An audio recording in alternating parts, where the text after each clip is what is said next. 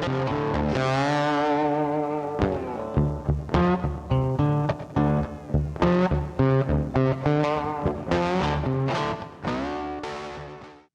to Life After the Fire, the preeminent post for everything to do with life after the fire service. My name is Chris Phelps. I'm your host. I'm here today with Jason Patton, fire department coffee guy, and what else?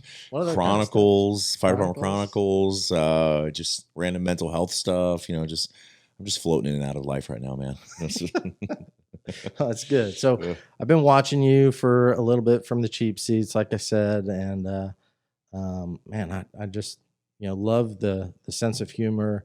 I love the the camaraderie, the all the great stuff you've been doing. Thank you. How did you get into all this? Where did it start? A long time ago.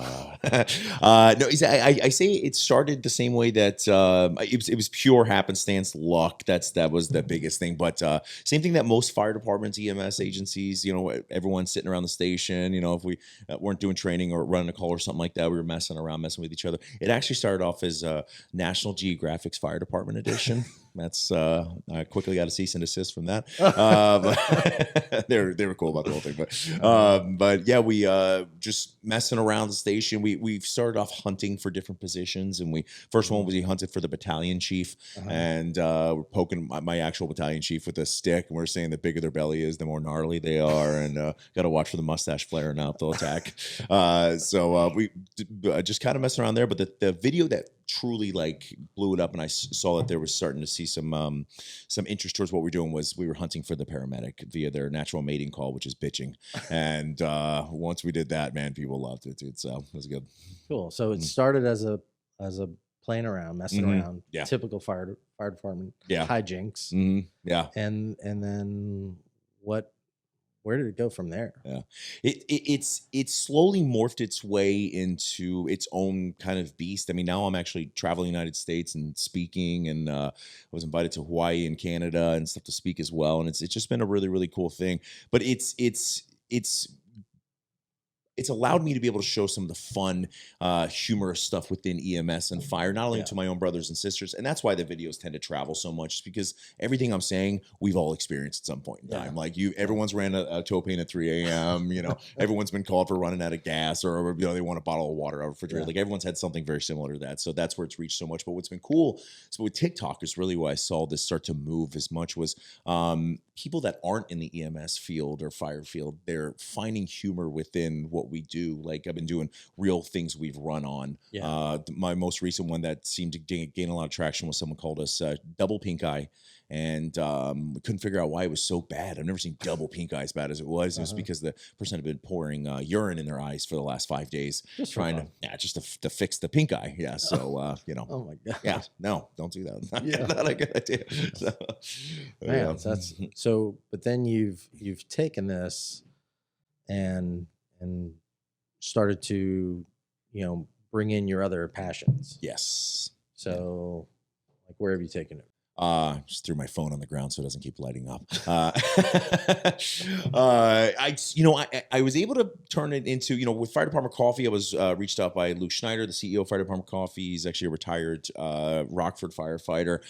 So that was fun. I've always been passionate about coffee, always loved coffee. Obviously, we need it as much as possible. So that kind of went that way. And then mental health, man, I was able to find, I think there should be humor in everything in the world. In some way, shape, or form, there's some way to find some humor, lighten it up, remove the power of the situation, that kind of thing. So with mental health, I was able to really talk about that, bring some humor to it. That's what I mainly travel and speak on. And that's what I realized was the biggest thing, was that with the videos, people are able to kind of get some relief from the job that we do every day, even if you're in the job or not in the job. But with the mental health piece of it, you can remove the power of something that was so difficult for you to process. You find some humor in it, and then you can kind of move on and process things the way you're supposed to. Yeah, that's awesome. So I believe very strongly in something they call the triad of awesomeness. So the triad of awesomeness is doing something that you like doing, something you're good at, and something that can make you money. I love that. So how have you've obviously monetized this now, right? And you've you're preparing yourself or setting yourself up for a life after the fire department. So yeah. Insert name of podcast. You gotta like slide that in right there. So what are your, what are you thinking? Where are you going to go with this? No, listen, I agree with you. I first off love the triad of awesomeness that you should be slamming a beer after you say that. I think that's the perfect way. But no, I couldn't agree with you more. I think just in general, you need to find something outside of the fire service or outside of your general career, whatever it is. You got to find something. I was a mechanic before this, and I knew a lot of guys that were mechanics, and then they would leave their job as a mechanic and work on something at their house, which is cool, man. If you have a great passion for it, awesome. Like you shouldn't be leaving the fire service and like setting things on fire. That's not good. That's enjoyable. That's frowned upon as well. Yeah. But I couldn't agree with you more. I think finding things outside of what we do, whether it is making money or just finding things outside, because eventually when we retire, man, we got to have something outside of what we're doing in this job. But I've been very fortunate. I've been able to monetize this stuff through advertising. Everything I've ever made through Chronicles, I've reinvested back into Fire Department Coffee to grow that business, which is the give back piece of that business has been extremely rewarding with the charitable foundation that we founded. So that was very, very cool. So I think I agree with you, man, that triad of awesomeness, that's the way to go, bro. And I think finding purpose outside of what we do in general or self-serving things, I think that's the true key to life. So one of the reasons that I wanted to start this and get this message out there about, preparing yourself is that a good friend of mine, suffered a career-ending hemorrhagic stroke, which should have been a life-ending hemorrhagic stroke. Normally would be, but for the grace of God, he's still here, and he was really the impetus behind this whole thing. That's amazing. My personal career, I didn't reach normal retirement. I got into the mortgage business because of a poker game. That's another story. But he didn't have any clothes on either. at times. But it allowed me to transition when my life changed and my wife was offered a position that she wanted to accomplish her dreams or fulfill her dreams, and she'd been following me around for 15 years. She politely reminded me of that, and it was my turn to follow her. So, off we went, and leaving the job, I'll never forget that day. Leaving the job, driving away with the fire station in the rearview mirror, and being like, "Wow, this is done." Yeah. And I was fortunate. That I was, I'd set myself up. Yeah.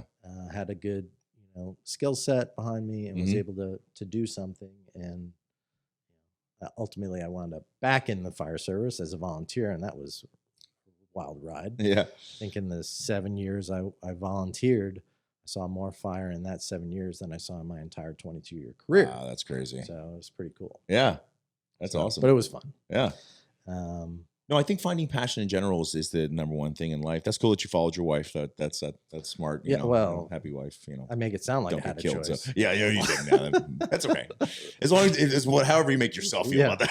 It's all stuff to make myself feel better about it. No, but you're right, man. Like that's what people talk about when they leave the fire service. Like they're retired. They did their time. It's a great thing to be able to walk away. And dude, I got to tell you, I'm 15 years in, and it probably in the last year, I realized how hard it is to make retirement. Like a lot of people think you just show up every day and that's it, but it is absolutely nowhere near that way. Like most people, 15 or 18 years in, there's an injury or something happens. They can't do their career. They make a stupid decision, that kind of stuff. Yeah. Like cocaine and driving, not okay. Just stay at home. I mean, they do it right the way. I'm kidding. Don't do cocaine. But I think it's incredible, man. So the fact you were able to retire and then continue doing what you're doing, find a passion, this kind of stuff is amazing. Because it really is like so hard to make it there. Yeah. So, a lot of the people that I've got lined up to appear have already gotten to the other side and set themselves up right. But man, when I came back and I started reconnecting with some of my old buddies out fishing, it's like, hey, what's this guy doing? Hey, what's that guy doing? Yeah. Oh, he retired, but he's working as like a security guard. It's like, what the hell? These guys were top of their game in the fire service, and now they're just working these dead end hourly jobs. I think some people do it for, again, finding another purpose, or they just don't want to sit at home all day long, so they go work a security job or what. And that's great if you're able to do that. The goal is to retire and not have to worry about that kind of stuff. But most people in normal careers, like my mom, she won't retire until she's in her 60s. And when she does retire, she'll be able to get Social Security, so on and so forth. But man, I tell you, yeah, my goal, I always say, is to retire and do nothing, and just like my most exciting thing is pooping in the morning. That's my whole day. So It's a good day. Yeah, it was a good day, man. It was a great day. Well, I've seen you set the bar very low for yourself. Yes, so that's good. I can literally only go up from there. Yeah. So that's it. So, what would be a good message for the younger generation of firefighters that are just coming on the job, that are thinking, all right, I'm just gonna work to retirement and then get myself the fishing pole and a motorhome? And I think finding, man, this goes. So find passion in the job, enjoy it, train, be good at the job itself. I love the saying, you can't train enough for something that'll kill you. But don't find obsession in the job. When you get off, be off. If you got to work overtime, do your overtime, make your extra money, pay off your bills, so on and so forth. As you're making your way towards retirement, you need to find other investment things outside of this. So whether it's an additional 401k, if you already have a pension, I've worked 2 jobs my entire life. I own CPR companies and stuff like that. So just find passion within the job, but find things outside of the job. Invest in your personal lives with your wives or your girlfriends and your children. Don't end up like all of us that have been divorced at least once. But I think that monetary stuff will come if you invest in it with your time and efforts, but the emotional stuff that you'll have to go throughout your life, invest in mental health stuff as well, man. Go for a walk every once in a while. Talk to a therapist if you got to, don't do stupid things, that kind of stuff.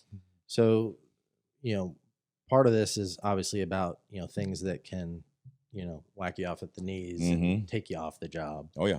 We've had guests in here talking about cancer and what a big issue that is with the fire service. Obviously mental health is a huge issue, and it's, I grew up in the day of, oh, you got a problem, you're a sissy.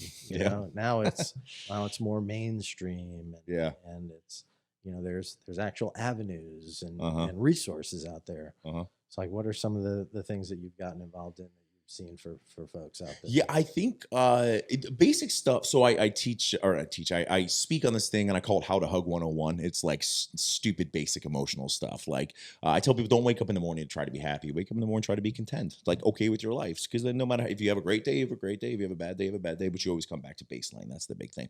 Physical health is huge, right? Like working out, getting testosterone releases, cortisone releases, stuff like that. Things that I mean, cortisone's not the happiest thing in the world, but typical dopamine, serotonin stuff. Like find avenues that are repeatable on a daily basis that you can do, that you'll find happiness, and then we'll actually have feedback loops that will help you as well. But with regards to any mental health stuff, dude, talking about your feelings is normal. Crying is as normal as being mad. Like those are all normal things, man.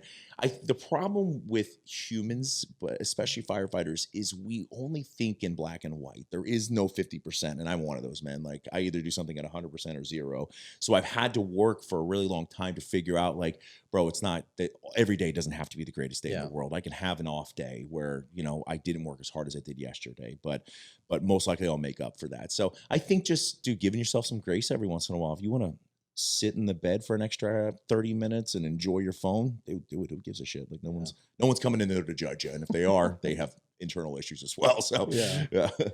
So it's all, and what I hear you say is also finding some passion in your life. Yes. So like, starting this whole thing, it's way outside my comfort zone, but I listen to another podcast and the guy says, anything worth doing is worth doing badly to start. Just get it started. So here we are doing it badly. we're going great, man. We're doing good. No, but dude, the whole, like everyone said it a billion different ways, failure is success, that kind of stuff. But you're right, man. You absolutely cannot do anything without having some failure at some point in time. Because if you're perfect at it in the beginning, you're being a little too, you're not pushing hard enough in the situation. Man, I got to tell you, I've put out some videos that were bad, like really bad. And I've had to pull them back down again, because that's just the way things are, man, especially anything. My brother edited all my content. When I started getting into larger production videos, green screening, my brother started helping me. And my brother and I almost stopped being brothers after about a year of it. He's like, I can't do this, Jason. I'm sorry. So I had to teach myself to edit. And some of the edits were really, really bad. Yeah. And I look back at a lot of there's not a single person that has ever looked back at anything creative and looked at their beginning work and then their current work and not gone, Jesus, that was bad. Because it's just normal, It's man. a journey, man. Exactly. It's a journey. And you'll appreciate it so much more than if you were born and given $10 million, you don't appreciate any of that. If you earn $10 million, dude, you're going to appreciate every single dollar of that. Yeah. You're still going to blow it on a bunch of bad stuff, but at least you appreciated it. So. Good things. Things. So any big plans with either the fire department coffee brand or? Yeah, we, I believe I can say this now. We are the official coffee of the NHRA, so the National Hot Rod Association. We're very excited about that. I'm flying out in the beginning of February to go film a couple commercials for Fox, which is going to be very cool. And then we have another exciting announcement coming up. I can't announce it yet, but we'll just say it's another racing avenue that we will also be in that as well. I'm sure you can put 2 and 2 together there. Retail stores all over the place right now, which has been very cool. We've expanded in that, ready to drink coffees. So, and then a possible TV show coming up. So it's TV fun, show, man. huh? Yeah. Mm-hmm. It's just called poles. It's just about me going down stripper poles all day. That's not it. As a I don't know if we should talk about this, but used to have a stripper pole we had a detached garage, and that was the adult playroom. Oh, nice. Yeah. Right? And the kids always knew it as the fire pole because everything was firefighter themed. We actually, our new station, we're putting a fire pole in there. Really? It's going to be, we're excited. We know it's going to last 1 month and someone's going to break both their ankles and that's it.